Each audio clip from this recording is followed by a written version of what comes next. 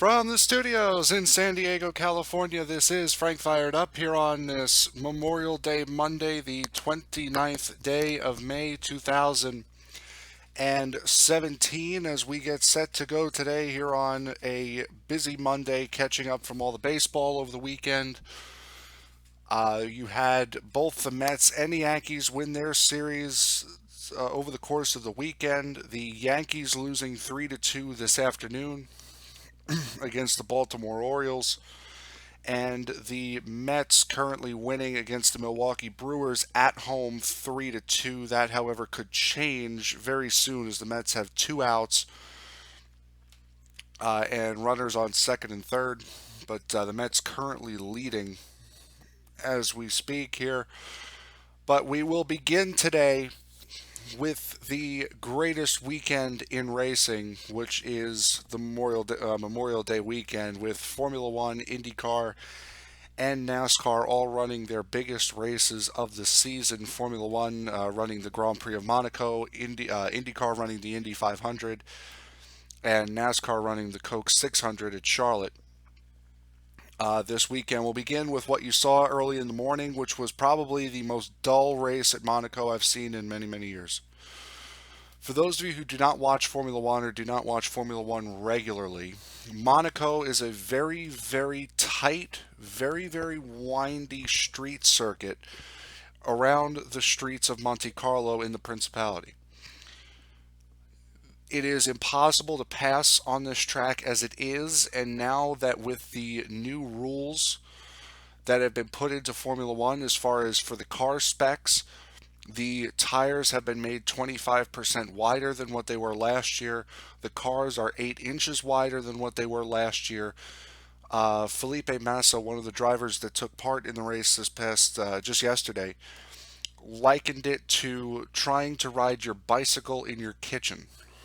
It is that tight, it is that narrow, and literally one lapse of concentration can end your day. Pascal Wehrlein ends up on his side, head first into a barrier, into a one of the barricades at what they call the Portier corner, which brings you right back down onto the harbor front.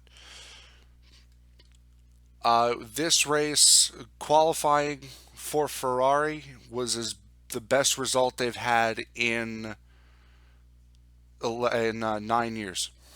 The last time Ferrari got a front row lockout was in France of 2008, and that was also the last time Kimi Raikkonen got the pole for Ferrari, which got the pole period, was that race in France in 2008. Well, he won the pole for Monaco, breaking that 9 year drought. Sebastian Vettel qualifies second, breaking the front row lockout streak for Ferrari. Then it all comes down to the race. Now, a major part of this race for Ferrari is that Lewis Hamilton, who is Sebastian Vettel's main championship rival this early in the season, qualified in 14th out of 20 cars. So when you have the two Ferraris, including the championship leader, qualified second in a track that is impossible to pass as it is, and then with the wider cars makes it even worse, to have your main championship rival mired back in 14th is a huge advantage for Ferrari. Now Raikkonen gets off the standing start beautifully. Raikkonen leads for the first 38 laps of the 78 lap race. Pit stops come in. There's only one pit stop because Pirelli can't make tires soft enough to not last for more than 10 laps. Raikkonen comes in, switches onto a different compound of tire, a slower, harder compounded tire, which he has to do. It's by the regulations, you have to use two different dry weather compounds if the race starts in dry. Kind of like with what you saw in the NASCAR All-Star race this year, where for the first time they had a softer option tire. Formula One's been doing that for years. Ferrari keeps Sebastian Vettel out For 5 extra laps. Vettel runs a couple of blistering lap times, just barely does get out ahead of Kimi Raikkonen as the pit stops cycle out. So now Vettel is flip flopped Raikkonen. Vettel first, Raikkonen second. Race is over from there. Sebastian Vettel wins at Monaco. His first win at Monaco since 2011. Ferrari's first win at Monaco since 2001 with Michael Schumacher. So that's a 16-year streak gone. And the first time that Ferrari finishes 1-2 in a race since Germany of 2010, which, if you follow Formula One, you know that is the infamous Fernando is faster than you race. Look that up on YouTube. Just type in a YouTube search. Fernando is faster than you. It'll be the first video. Watch the controversy spew all over your screen. So Sebastian Vettel wins, followed by Kimi Raikkonen. Daniel Ricciardo jumps Valtteri Bottas and teammate Max Verstappen in the pits to finish third, the last step on the podium. Bottas comes in fourth, Max Verstappen fifth. Carlos Sainz for Scuderia Toro Rosso comes in sixth. Lewis Hamilton goes from 14th to 7th between making up ground in the pit stops and a couple of accidents. He was able to get up into the top 10. Remember, in Formula One, only the top 10 score points. Roman Grosjean comes in 8th for Haas Ferrari. Felipe Massa comes in 9th for Williams. Kevin Magnussen for Haas comes in 10th. Now, if you're thinking, Haas, that name sounds familiar. Yes, that is the NASCAR Haas. America had Haas from the U.S. had their debut race in Formula One last year. So this is their second year. So this is the second year for an American team in Formula One. And they just scored their first double points finish at Monaco. Jolyon Palmer for Renault comes in 11th. The two Force Indias, Esteban Ocon and Sergio Perez, come in 12th and 13th. Now that's significant for a couple of reasons. One, Esteban Ocon had scored points in every race this year. That streak for him is now gone. And Sergio Perez had scored points in each of the last 15 Grand Prix going back to last year. That streak now gone as well. Sergio Perez was the last of the cars running. All of these cars out due to accidents or failures. Daniel Kvyat, Lance Stroll, Stoffel Van Dorn, Marcus Ericsson, Jensen Button, Pascal Wehrlein, and Nico Hulkenberg all out because of either crashes or what have you. With that, the Formula One points standings stand as this. Sebastian Vettel leading Lewis Hamilton by 25 points. Valtteri Bottas in third with 75 points. Kimi Raikkonen in fourth now with 67. Daniel Ricciardo in fifth with 52. So that points lead for Sebastian Vettel over Lewis Hamilton is very important. That is now a one race lead. So if Vettel were to just completely skip the next Grand Prix and Hamilton were to win it, Vettel will still be the points leader. Which in Formula One, you want to be the points leader for as long as you possibly can. For the Constructors' Championship, Ferrari now takes a 17-point lead over Mercedes. This is important. Mercedes has won the Constructors' Championship going away for the last 3 seasons. And I mean, when I say going away, I mean by over 200 points. That is how dominant the Mercedes car has been over these last couple of years. Then you go to the middle race, which was undoubtedly the best race of the lot, the Indy 500.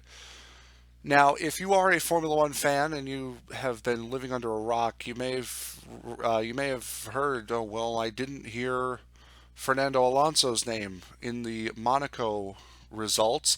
That's because he was racing at Indy. He took a one-off spot with McLaren Honda to race with Andretti Motorsport in the Indy 500, and I'll tell you what, he didn't do badly at all. He did end up blowing an engine, on lap 179, going to lap 180, which honestly, for Alonso's first time in an Indy car, his first time racing around an oval, this is a two-time Drivers' World Champion in Formula One.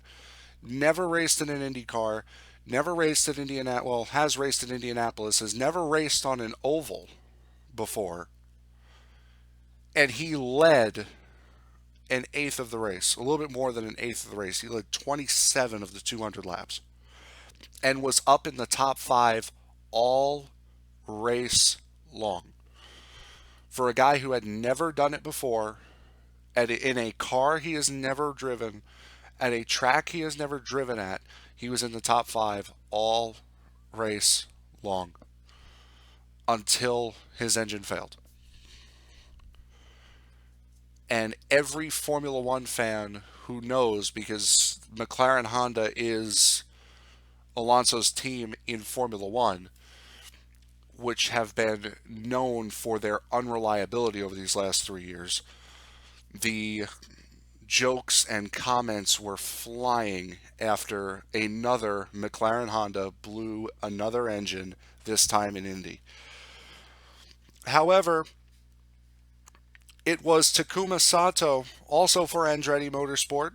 All the three other Andretti Motorsport cars, Alonso, Ryan Hunter-Reay, and Alexander Rossi, all had problems. Takuma Sato is the only one that didn't, and he won the Indy 500. It's only his second win in IndyCar in 7 years. Only his second win, his first Indy 500 win. Second consecutive year, 3 of 4 for Andretti Motorsport winning the Indy 500. And this is the third consecutive year where a driver who has had Formula One seat time has won the Indy 500. Montoya won it in 2015, Juan Pablo Montoya. Alexander Rossi, who ran half the season with Manor Marussia in Formula One, won it last year. And now Takuma Sato, who ran for 7 years in Formula One, wins it this year. Elio Castroneves made his move for the lead a little too late. Ed Jones comes home in third, Max Chilton fourth, Tony Kanaan fifth, Juan Pablo Montoya sixth, Alexander Rossi seventh. Now Rossi had been up front for a majority of the race. He led 23 laps. In a late pit stop, he had a lug fall off the wheel. He went from second at that time to, I think, 20th with 65 laps to go, and he was never able to make up that gap. Marco Andretti, Gabby Chavez, and Carlos Munoz round out the top 10. A couple of notable accidents in this one. James Davison and Oro Servia collect James Hinchcliffe and Will Power in a crash with about 15 or so laps to go in between turns 1 and 2. And the notable and the memorable pictures of Scott Dixon flying and breaking his car, literally breaking his car in half over the inside wall in between turns 1 and 2 with about 20 or so laps into the race, 20 or 30 or so laps into the race. He walked away from literally half a car. If it was not for the safety innovations that have been implemented in all forms of racing, not just IndyCar, Scott Dixon would have died yesterday. Period. But everything, the car, I mean, this thing tore the engine in half. Was how violent this crash was. It tore the engine in half. And he walked away. Walked away under his own power, walked away, and he was fine. You get to the nightcap, and this one took a while. This race started at 6 o'clock Eastern, and it didn't end until about 12:30 in the morning this morning.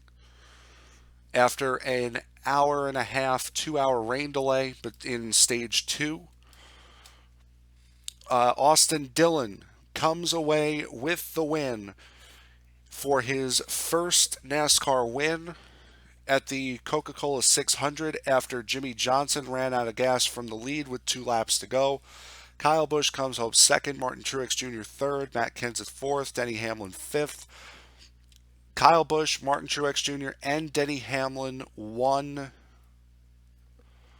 all one stages. Austin Dillon wins the race. A couple of other notable names. Dale Earnhardt Jr. finishes 10th.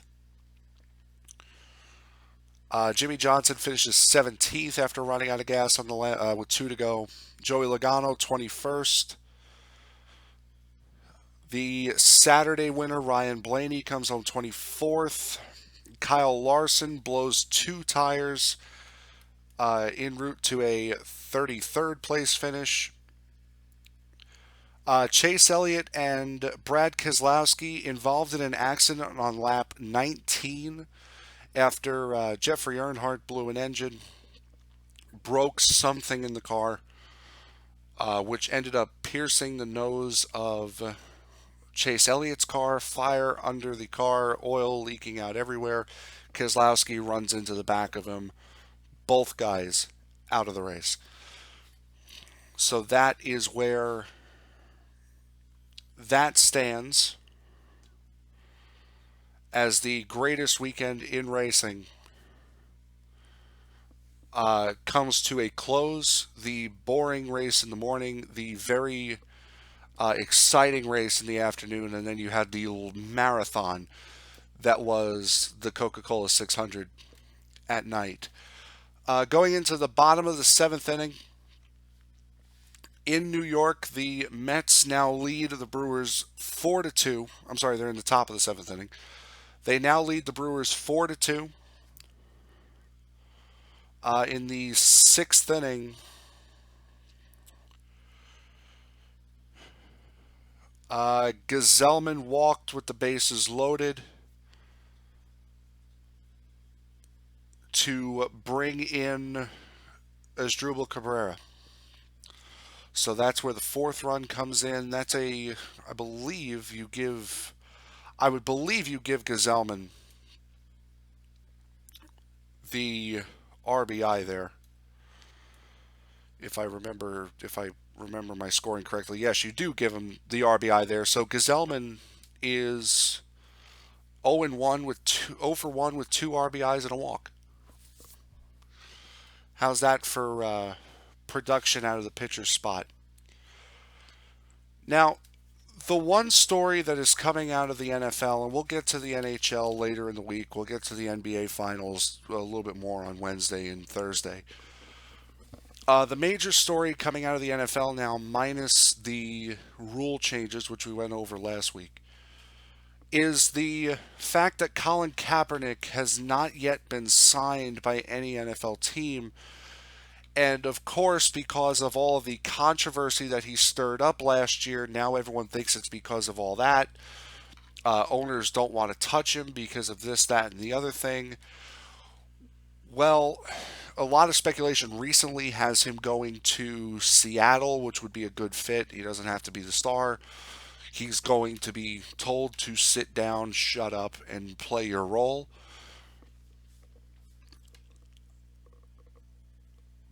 But now the comments from today from I believe it was John Mara. From John Mara today, the owner of the Giants,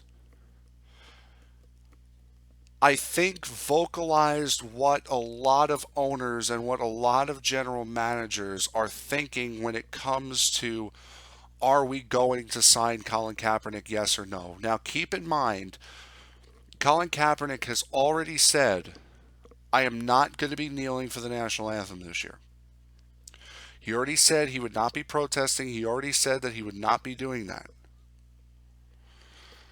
John Mara came out and said today, in all quote in all my years in this league, I have never received more emotional mail from people than I did about this issue.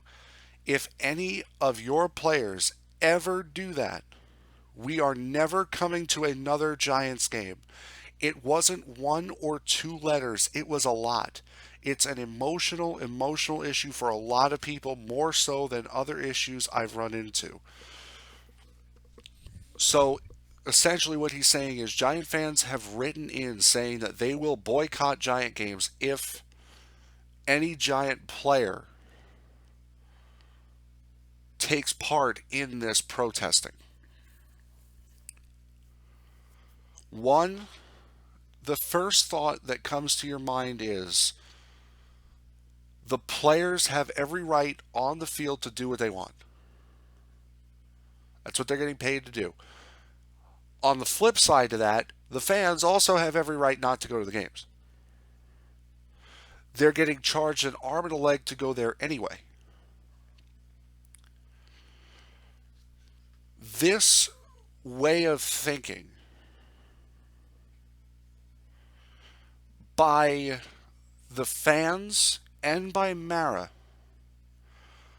I think speaks volumes about what is going on throughout the rest of the NFL and why Colin Kaepernick has not been signed yet. I don't want to hear anything about the numbers. I don't want to hear anything about, oh, they're doing. I don't want to hear any of that. The main reason why Colin Kaepernick has not been signed is because he is such a lightning rod off the field. Now, as we went over last year, especially during the season last year, that Kaepernick could have done this so much better than he did. He could have done this in a completely different way that would not have caused all of this backlash. Wearing the pig socks was absolutely ridiculous. Wearing the shirt, the hat was all ridiculous. Over the top, look at me, look at what I'm doing kind of stuff. If he would have gone about it in a different respectful way, I guarantee you more people would have gotten behind it. But after you start doing things in practice like wearing the shirt, wearing the socks, doing this, doing that, people start to believe that it's really not about the cause and it's more about you just trying to make a spectacle of yourself. And while a lot of players got it for what he was doing or what he was trying to put across, which honestly is all Kaepernick was trying to do, he was trying to put a certain thought process across. A lot of fans saw it as you're just trying to promote you with the way he went about doing it. That rubbed a lot of fans the wrong way, and especially at a time like this, where last year was an election year, there's a very controversial figure in the White House. This country is split deeper than it ever has been. To do something as un-American or as unpatriotic as not standing for the national anthem, that causes problems. A lot of problems, especially when you are the backup quarterback.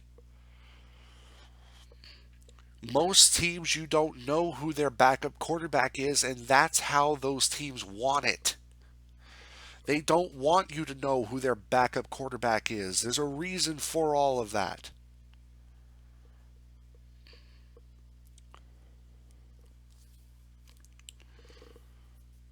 For everything that has happened last year, for the lightning rod that Colin Kaepernick became last year, this is exactly why he's not getting a job. Forget about the fact that he can't play. Forget about the fact that he's not the quarterback he was 4 or 5 years ago. Forget about that.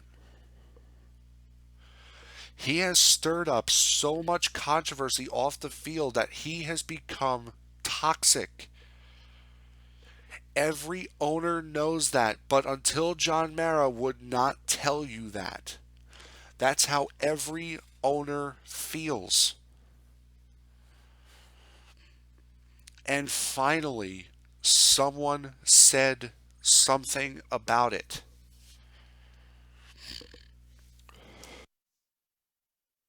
I would have to assume that this is the feeling of 95% of the general managers and the owners in this league. Mara's concerned about a specific issue of a fan revolt, but his reasoning is we don't want a toxic person in our locker room because we are going to get negative impact. And the negative impact is going to way outdo the positive. That is what all of these owners and all of these general managers are thinking. And whichever team decides, hey, you know what, let's get Kaepernick, forget all the BS, let's get Kaepernick, they're going to have to deal with that. It is a distraction from your backup quarterback. That is something that's not tolerated in the NFL. The best landing spot for him would be Seattle. He's no pressure to start. He is going to be the backup. He knows his role. There's going to be no pressure. Just sit there behind Russell Wilson. On the flip side to that, if Russell Wilson has a bad game, how long before people say, "Oh, put Kaepernick in, put Kaepernick in"? If you bench Russell Wilson for Colin Kaepernick, you have to have your head examined. Period.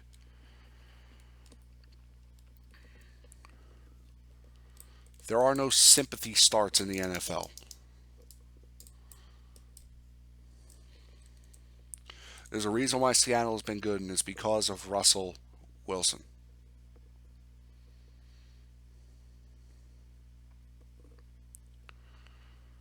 From a lightning rod in the NFL, you now have a lightning rod on the golf course. What was it, last week? Tiger Woods came out and said, "This is the best I've felt in years." Talking about his back surgery. I want to thank my doctors. I want to thank the rehab people. I want to thank everyone who's helped me recover. I feel amazing. That amazing feeling lasted all of a week. Because when you open up CBS Sports or Fox Sports, or in my case, CNN, and the only reason why I opened up CNN because of is because it was the first thing in the Google search. Other than that, I do not view CNN as a reliable news source. I don't see Fox News as a reliable news source. MSNBC. I don't see any of those national news stations as reliable. Um, you turn on CNN and you see this. The first story in the sports section. Golfer Tiger Woods, currently rehabbing from back surgery, was arrested early on Memorial Day on suspicion of DUI in Florida. Woods was arrested around 3 a.m. Monday in Jupiter. He was booked in a local jail and released under his own recognizance with no bond a few hours later. It is unclear whether Woods tested positive for alcohol or drugs. It is also unknown at this time whether Woods was the only person in the vehicle. CNN reached out to Woods. They said no. PGA Tour said they wouldn't comment on this. And it was also very, very nice of ESPN to Photoshop the curly, wild hair that Tiger Woods had in the mugshot to a more pleasant, like kind of flattened out look. Good job, ESPN. Looking out. This is incredible. It really is. The downfall that this guy's life has taken ever since a 5 iron went through his back window is head spinning. You had the story last year from a couple of Navy SEALs about how cheap he was and how much of a total tool he was. All of these false comebacks. Oh, I think I'm coming back. Oh, I played mini golf and now my back's gone again. I'm dating Lindsey Vaughn. I'm not dating Lindsey Vaughn. All of this. Ever since then, it has been one thing after another for Tiger Woods. This is 30 for 30 material right here. This is documentary, but this is the rise and fall of Tiger Woods, and this is just another chapter in the fall. You go from the high last week of saying, "Oh, my back feels better than it has in years," to now being arrested for DUI in Jupiter, Florida. And part of the reason why he was arrested, some news outlets are saying that he was arrested because he refused to take a breathalyzer. And in Florida, when you refuse to take a breathalyzer, that's equal to admitting to guilt. So if you refuse the breathalyzer, in Florida, you're admitting guilt. So they take him in. Tiger Woods' people are apparently saying that cop better have had a camera on him to prove the account. Which to that, my first thought was there's a camera in every squad car. He doesn't need to have a body camera.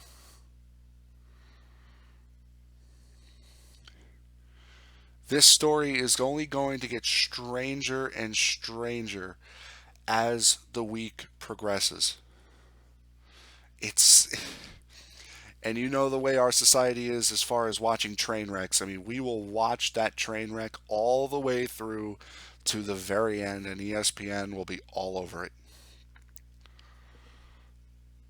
Every twist, every turn, ESPN, every news station will be all over it. The fall of Tiger Woods has been the stuff of legend. It really, really has.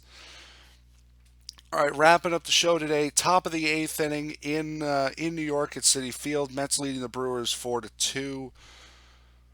Yankees losing to the Baltimore Orioles earlier today, 3-2. Aaron Judge with his 17th home run of the year reclaims his number one spot in baseball as far as the home runs go. Looking back to this weekend, the Mets beating the Pirates on Friday 8-1, losing 5-4 in the 10th inning on Saturday, and then winning last night 7-2. For the love of God, change the ESPN broadcasting booth, please. Please. The woman is not funny. Aaron Boone, his explanations are so monotone and boring and long. And whoever the play by play guy is, I don't even care to know what his name is so boring. I sit there and watch national broadcasts like that, and that being the field that I want to go into. I want to be a baseball play-by-play broadcaster or do this, either one. I'll be happy with either one. I watch broadcasts like that, and I say, good God, if those lifeless fools can get a job in that business, I'm a shoo-in.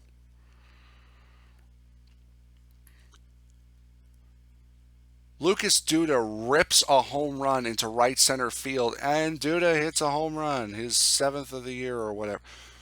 Really? Duda rips a line drive home run that doesn't go as high as the second deck, and you're sleeping through it. You're kidding me, right? Please, ESPN, please change your Sunday night broadcasting booth. I'm begging you. The baseball fan world is begging you. Change your broadcasters. Athletics beat the Yankees 4-1 on Friday. Yankees win 3-2 on Saturday, and then 9-5 on Sunday. So both teams take their Memorial Day weekend series 2-1. Yankees dropped today. Mets leading right now. Atlanta United FC beat New York City FC 3-1. The Red Bulls beating the New England Revolution 2-1. Steven Matz and Seth Lugo are each scheduled to make one more rehab start in the minor leagues before rejoining the Mets. I believe Matz last night pitched, I want to say, 5 perfect innings before that was broken. So Steven Matz coming along nicely. He will be a very, very welcome addition back into the Mets starting rotation. So with that, that will end the program for today. I hope you all enjoyed, and I will see you all tomorrow.